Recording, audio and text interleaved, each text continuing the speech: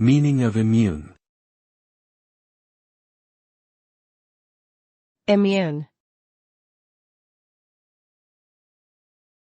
Immune.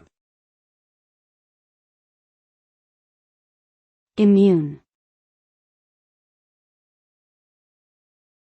Immune. The term immune refers to the ability of an organism to defend itself against infectious agents, such as viruses or bacteria, that can cause disease. This defense mechanism involves the recognition and elimination of foreign substances or harmful cells by specialized cells and proteins of the immune system.